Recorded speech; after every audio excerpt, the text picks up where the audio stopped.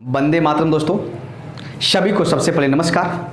जैसा कि आप जानते हैं कि YouTube पे संपूर्ण बिहार स्पेशल मैप के प्रोग्राम को लेकर हम क्रमबद्ध तरीके से आगे बढ़ रहे हैं और इसी कड़ी में आज आपके सामने एक बहुत ही महत्वपूर्ण टॉपिक को लेकर आए हैं और इस टॉपिक का नाम है मृदा यानी सॉइल।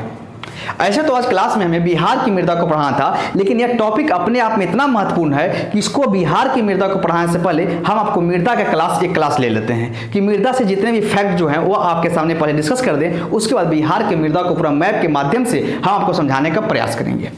तो आज की क्लास में हम मृदा से संबंधित जो अन्य तथ्य है उसको जानने का हम प्रयास करते हैं। तो सबसे पहले हम बात करेंगे मृदा, या जिसे इंग्लिश में सॉइल कहते हैं या आम बोलचाल की भाषा में मिट्टी बोलते हैं। और अगर देहाती लैंग्वेज की बात करें, बिहार की लैंग्वेज की बात करें तो इसको बोलते हैं मट्टी बोलते हैं। क्या बोलते हैं? मट्टी बोलते हैं। लेकिन यहाँ पे हमको मट्टी नहीं बोलेंगे, यहाँ पे हम मृदा बोलेंगे। ठीक है, तो सबसे पहले हम प्रश्न ये उठता है कि मृदा कहते किसे हैं। तो अगर मृदा कहते किसे हैं यानी मृदा किसे कहते हैं तो लिखिए परिभाषा पहले। जिनको अगर साथ में नोट्स बनाना है वह साथ में नोट्स बनाते चले, ठीक है ना, या जिनको स्क्रीनशॉट लेना होगा स्क्रीनशॉट लेते चले, आपको टाइम हम वक्त देंगे, ठीक है ना। तो लिखिए, मृदा स्थलीय भूपर्पटी के ऊपरी सतह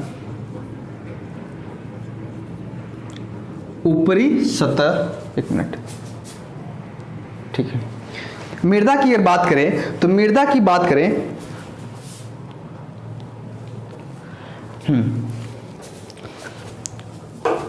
मृदा स्थलीय भूपर्पटी के ऊपरी सतह में स्थित असंगठित पदार्थों के समूह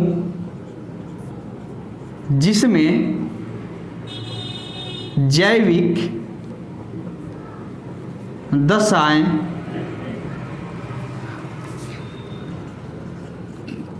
पाई जाती है उन्हें मृदा कहते हैं।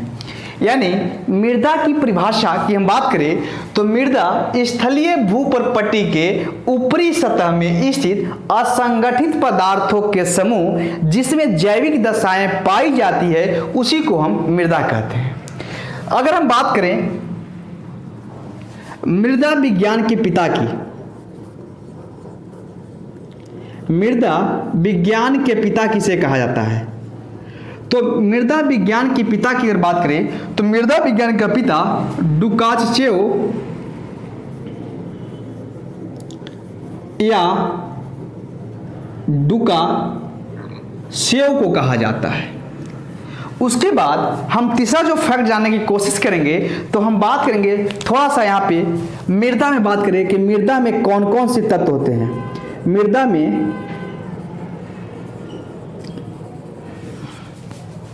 मृदा के तत्व की अगर बात करें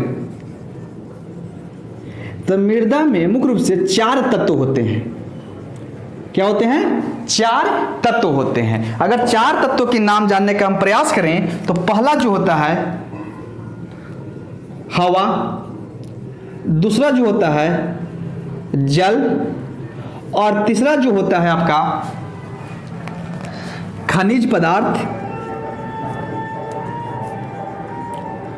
और चौथा जो होगा जैविक पदार्थ। अगर एक बार थोड़ा सा हम क्विक रिवीजन करते हैं ताकि आपको क्लास में याद होते चला जाए। सबसे पहले हम बात की मृदा की, तो मृदा स्थलीय भूपर्पटी के ऊपरी सतह में स्थित असंगठित पदार्थों के समूह जिसमें जैविक दशाएं पाई जाती है उन्हीं को हम मृदा कहते हैं। मृदा विज्ञान के पिता की अगर बात करें तो मृदा विज्ञान के पिता डुकास्चेव या डुकास्चेव को कहा जाता है। और मृदा में मुख्य रूप से 4 तत्व होते हैं। पहला हवा, जल, खनिज पदार्थ, जैविक पदार्थ। खनिज पदार्थ जो होता है वह मूल चट्टान से या संरचना से, मूल चट्टान से संबंधित होता है। और ये जैविक पदार्थ मतलब क्या होता है कि जो पेड़ के यानी जो पत्तियां होती हैं, टहनियां होती है, जो सड़े गले अवशेष जो होती है, जो मिट्टी में मिल जाती है, उन्हीं को हम जैविक पदार्थ बोलते हैं। जिनको स्क्रीनशॉट लेना है वह स्क्रीनशॉट ले लें। अभी थोड़ा सा हम विश्व की मृदा को भी साथ में देखते चलेंगे। चलिए, अगर हम बात करने की कोशिश करें विश्व की मृदा को,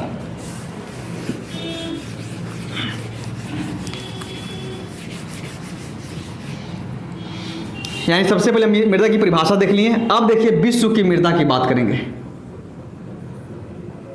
विश्व की मृदा की बात करें तो विश्व की मृदा को 3 भागों में बांटा जाता है। एक है आपका क्षेत्रीय मृदा, दूसरा है आपका अक्षेत्रीय मृदा, और तीसरा जो हो गया आपका अंतः क्षेत्रीय मृदा।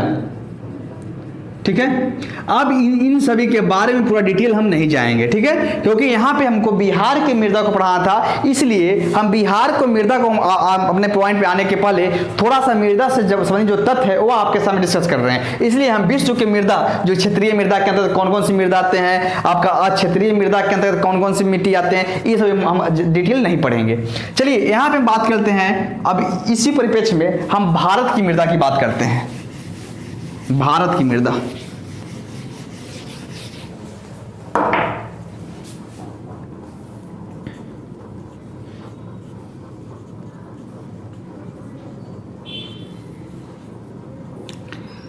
देखिए, भारतीय कृषि अनुसंधान परिषद ने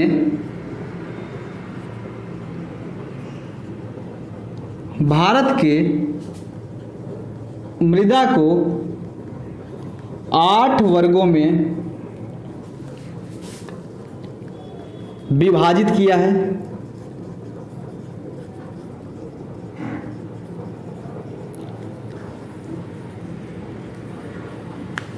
अब आइए, यानी भारतीय कृषि अनुसंधान परिषद के अनुसार भारत की समस्त मृदा को 8 भागों में वर्गीकृत किया गया है। और आइए इन 8 को हम नाम यहां पे जान लेते हैं, ठीक है।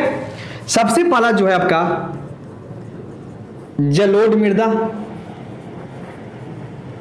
क्या है, सबसे पहले अगर हम बात करें तो सबसे पहली मृदा जो है वह है आपका जलोढ़ मृदा। दूसरी मृदा की अगर बात करने की हम कोशिश करें तो है आपका काली मृदा। तीसरा नंबर अगर बात करने की हम कोशिश करेंगे तो लाल मृदा। और चौथा नंबर पे अगर हम बात करें तो चौथा नंबर पे आपका हो जाएगा आपका लैटराइट मृदा। और 5वां नंबर पे अगर हम बात करेंगे तो पर्वतीय मृदा। छठा बात करें तो मरुस्थलीय मृदा।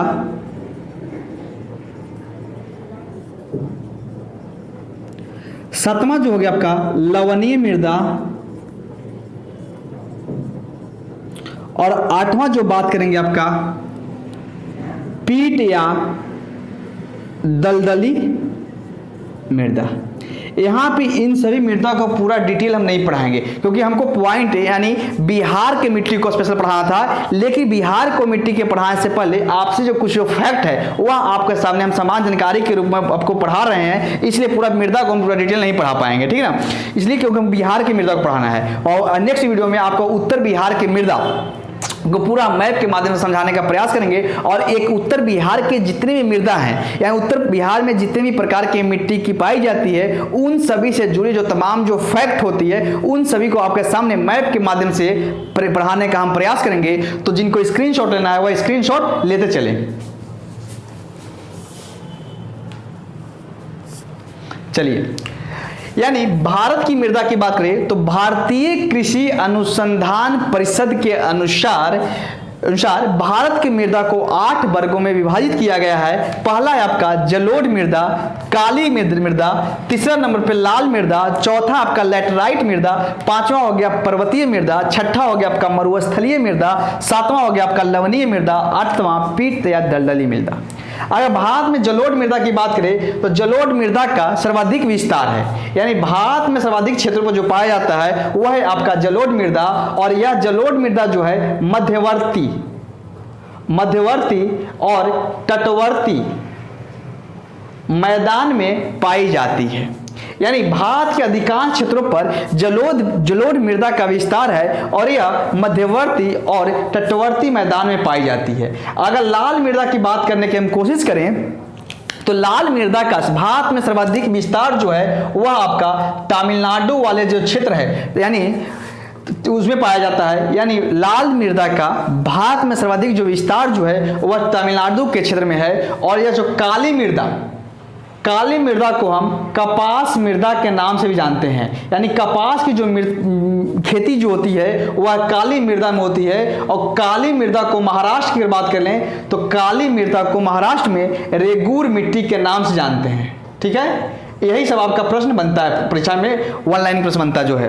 यानी सबसे पहले हम भारत की मृदा की बात करें तो भारत कृषि अनुसंधान परिषद ने भारत की मृदा को 8 भागों में विभाजित किया है। और जलोढ़ मृदा की अगर बात करें तो जलोढ़ मृदा भारत के अधिकांश क्षेत्रों पर पाया जाता है और यह भारत के मध्यवर्ती और तटवर्ती मैदानों में पाई जाती है। और इसमें लगभग सभी प्रकार की जो फसल होती है, यानी जलोढ़ मृदा में सभी प्रकार की फसल उगाई जाती है। दूसरा आपने बात किया काली मृदा जिसमें कपास की खेती की जाती है। और काली मृदा जो है वह आपका काली मृदा को महाराष्ट्र में रेगूर मिट्टी के नाम से भी जानते हैं। और लाल मृदा का सर्वाधिक जो विस्तार भारत में जो है वह तमिलनाडु वाले क्षेत्र में सर्वाधिक इसका विस्तार है। जिनको स्क्रीनशॉट लेना है वह स्क्रीनशॉट ले लें। और अभी तक आप हमारे यानी मिश्रा सर की YouTube चैनल को अभी तक सब्सक्राइब आपने नहीं किया है तो आप सब्सक्राइब कर दें। और साथ में मिश्रा सर के जो YouTube चैनल का जो लिंक है वो अपने दोस्तों तक शेयर कर दें। और पूरा संपूर्ण बिहार स्पेशल आपको पढ़ाया जाएगा, चिंता नहीं करना है। थोड़ा सा डिले हो रहा है, थोड़ा टाइम नहीं मिल पा रहा है, इस कारण से आपका क्लास थोड़ा डिले हो जाता है, वीडियो अपलोड हर समय नहीं हो पा रहा है। लेकिन कोशिश करेंगे कि आपका पूरा बिहार का जो स्पेशल जो है पूरा पढ़ा के हम आपको उसमें सभी प्रकार की जितना भी प्रश्न आपको बनेंगे वो सभी आपके सामने हम डिस्कस करने का प्रयास करेंगे। तो अभी तक हम बिहार के मिट्टी के अभी अध्ययन नहीं किए हैं, अब आइए हम बिहार के मिट्टी के बारे में आपसे कुछ डिस्कस करते हैं। चलिए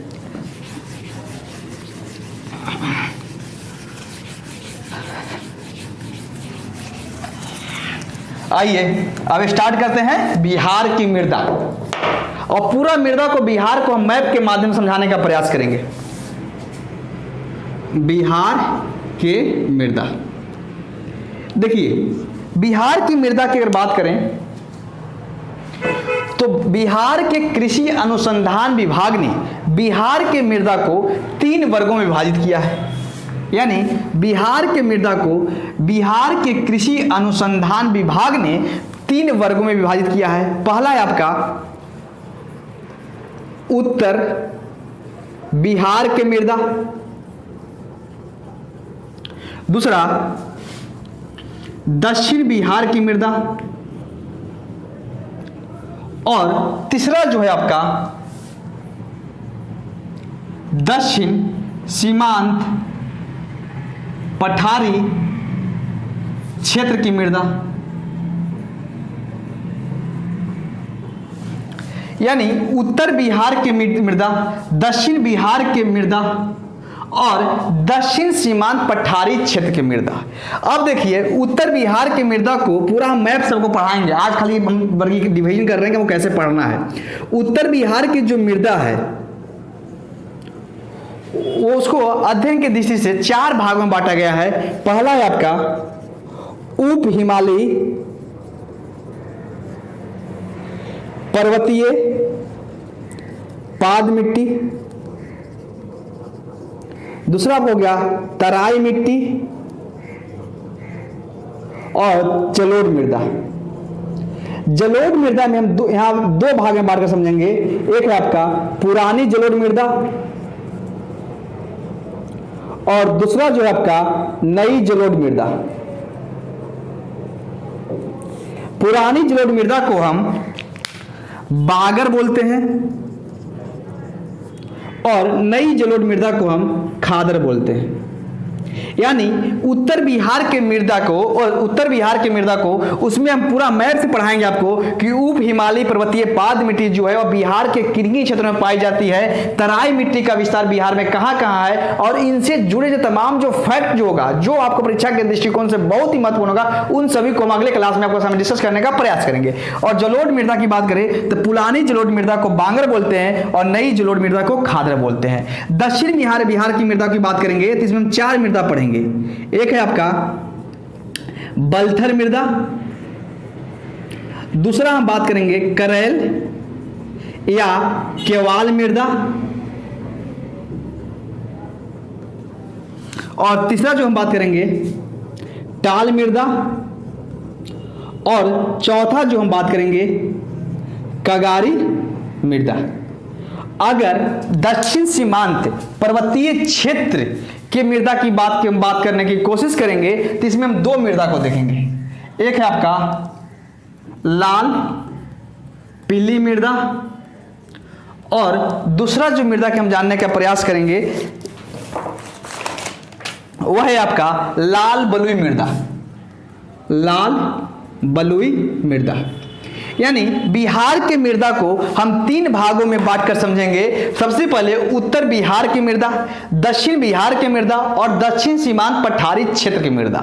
यानी उत्तर बिहार की मृदा के बारे में जब हम पढ़ेंगे पूरा मैप से, तो उसमें हम एक एक मृदा को उठाकर उससे जुड़े जो तमाम जो फैक्ट होगा उसके बारे में हम जानने की कोशिश करेंगे कि उप हिमालयी पर्वतीय पाद मिट्टी का विस्तार कहाँ कहाँ है, इन क्षेत्रों में कौन सी फसल उगाई जाती है, इस मिट्टी की विशेषताएं क्या होती है, इस मिट्टी का रंग क्या होता है। इसी तरह एक जितना ही मिट्टी, तराई मृदा, पुरानी जलोढ़ मृदा, नई जलोढ़ मृदा, बलथल मृदा, करैल मृदा, टाल मृदा, लाल पीली मृदा और लाल बलुई मृदा, यानी सभी मिट्टी से जो जितने भी उसकी विशेषताएं होंगे उसको हम आपको क्रमबद्ध तरीके से डिस्कस करने का प्रयास करेंगे। तो जो हमारा जो नेक्स्ट वीडियो जो होगा उसमें हम उत्तर बिहार की मृदा को पूरा मैप के माध्यम से समझाने का प्रयास करेंगे।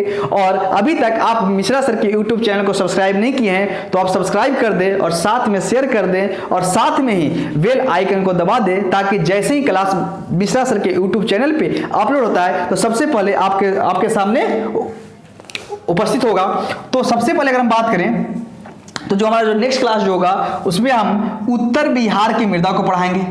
आज की जो क्लास था वह मृदा से जुड़े जो तमाम जो फैक्ट था कि आगे हमारा जो क्लास का शेड्यूल क्या होगा, यानी बिहार की मृदा को हम किस तरह से पढ़ेंगे उसके बारे में बताने का हम प्रयास किए। तो हम उम्मीद है, आशा करते हैं कि आपको हमारा ये क्लास अच्छा लगा होगा और नेक्स्ट क्लास आप छोड़िएगा नहीं, क्योंकि यह बहुत ही जटिल टॉपिक में आ जाता है। और मेरा गारंटी है या दावा के साथ कह सकता हूं कि उत्तर बिहार की मृदा को हम पढ़ा देंगे तो उसके बाद आपको कोई बुक नहीं पढ़ना पड़ेगा और एक प्रकार का किसी प्रकार का कोई शंका भी नहीं होगा और एक भी प्रश्न आपको छूटेगा नहीं। तो मिलते हैं नेक्स्ट क्लास में उत्तर बिहार के मृदा के साथ, और तब तक bye bye, thank you, God bless you, आपका दिन शुभ हो।